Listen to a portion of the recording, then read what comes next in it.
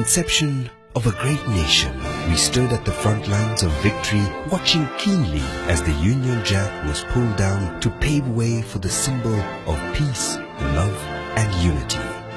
This was the first liberation, a chance at rebirth and the absolution of all past transgressions. Nothing mattered except hope. Hope is not just the feeling of expectation, but the feeling that all those expectations will come alive in our lifetime.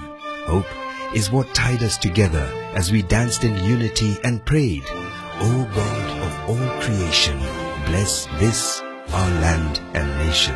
Hope was seated amongst us as we discussed the new opportunities awaiting us, and hope did not abandon her children, but was their shield and defender at a time when she was all they had.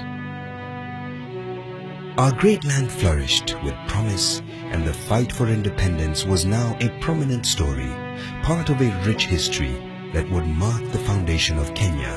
We stood on the shoulders of great men and women that made it possible for us to enjoy this freedom, and indeed plenty was found within our borders. This was Kenya's time for an upward turn, a time to make the journey worth it. Let one and all arise, they said.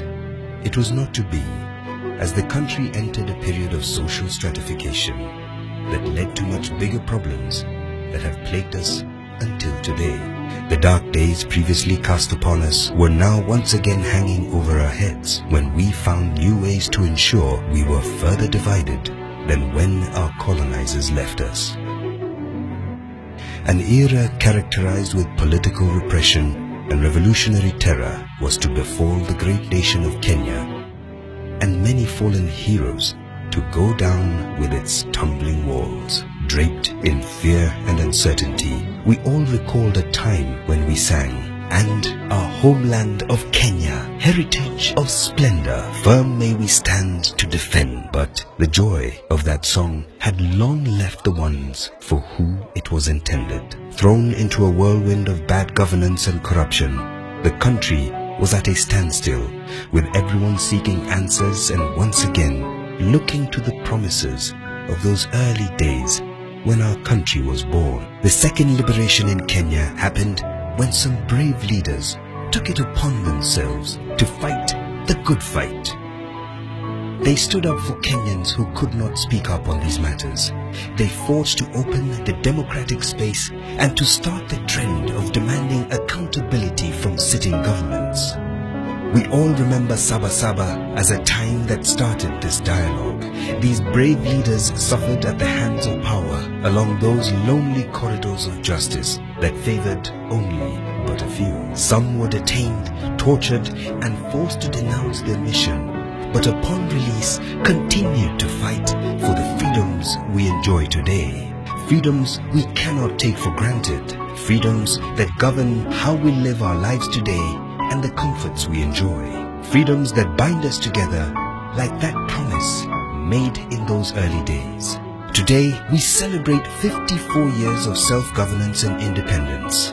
We have never been closer to square one. We have gone back in history to a time filled with fear and uncertainty. Corruption is at an all-time high, with ministries being robbed clean of funds meant to develop the nation. Misappropriation of taxpayers' money is nothing new, and our leaders in power have openly told the public that they do not know what to do with corruption in their government. Dear Kenyans, don't you want answers? Isn't it high time your government started working for you? We as NASA want to walk with you into the future and deliver you into the third liberation that we all so desperately seek. A future where each Kenyan can contribute to a greater good for the country. A future with a clear development agenda, complete with accountability measures. A future where the economy grows not just in figures and jargon, but its impact felt by all. A future where we build cohesion so that each man, woman and child will feel included in this development we speak of. Because, as we have seen in the last few years, growth without redistribution is not development, And progress is not reserved for a few special people in our nation. It belongs to you. One man will lead us into this time that will see reforms in education, revolutionize ICT, upgrade our agricultural systems and welcome developments in infrastructure so that we put Kenya on the map to compete on a global platform with other leading countries for better opportunities. I'm Kenny Luzetu. We are heading into Nane Nane on the 8th of August 2017. Our country deserves a change. Our country deserves a makeover. And it starts tonight. Fellow Kenyans, you have been led off course long enough. And now our man, the Honorable Raila Amolo Odinga, will get us back on track. Sit back, relax, and let us lead you to Canaan.